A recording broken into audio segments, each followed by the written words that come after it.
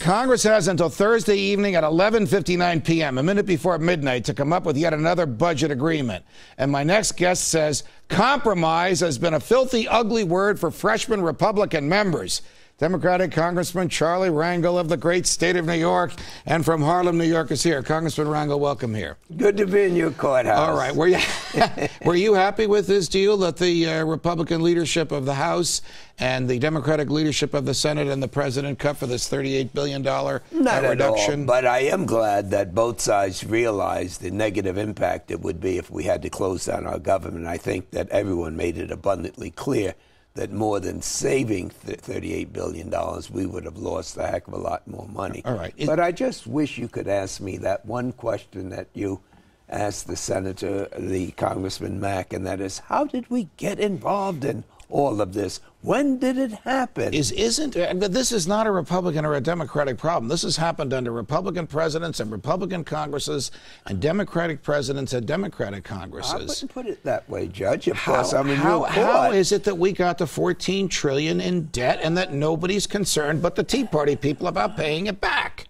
Because if you remember, the last Democratic president that we've had, that is before Bush and Reagan, was Bill Clinton. Right. He left a $5.6 trillion surplus. Now, the $14 trillion didn't happen overnight. No, I know but that. Several things happened. Well, we fought a couple of wars. We had 9/11. Don't say it that way, that. because I'm not justifying what George Bush did. I'm asking you. Well, you said, how did we get there? You're a longtime member of Congress. Yes. You always vote in favor of more borrowing. Don't say that. It's true. How are we going to pay the money back? First of all this business about not voting for the debt ceiling is ridiculous. Why?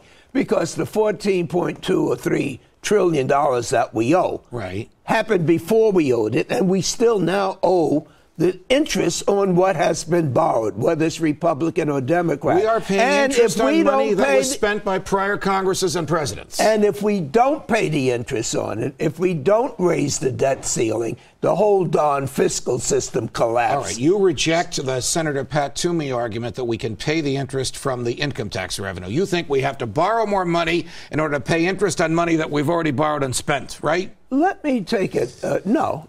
But let me take it a step in assuming that you're right, because this whole thing is so inequitable and so truly unfair. When last have they talked about raising revenue in order to balance the budget?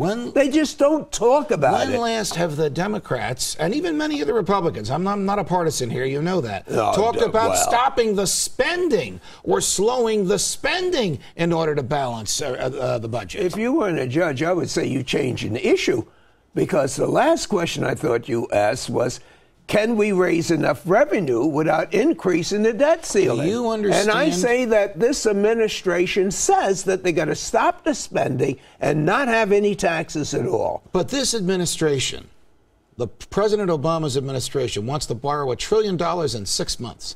And then they want to borrow $1.7 trillion in the next 12 months. So they want to add $2.7 trillion to the debt without paying a nickel of it back. Are you in favor of that? Judge, if you don't pay the interest on the debt. No one's saying not pay the interest. Well, how you got to pay it if you don't have the money? We suggesting we shouldn't be borrowing more money. We should spend less and pay off the debt. You don't want to do that. Where are you going to get the money from if you don't borrow it? You tell me. Well, let's see. We're not going to raise taxes. We're not going to stop these wars. We should stop the wars. On that, we both agree. Well, I hope so. We should stop all 5 of the wars, but we do collect about $250 billion in taxes every month. Unfortunately, we also borrow $200 billion. We have corporations that don't play zip. We have the trillionaires that don't pay That would zip. be General Electric, the chairman of which is the president's good friend and sits on his advisory board. And he's not the only one that don't pay. Look, nobody should pay more taxes than they owe. We know that. Republicans are saying that you don't raise taxes and you just cut spending. And the Democrats are saying just keep borrowing ourselves into oblivion. That's just not so.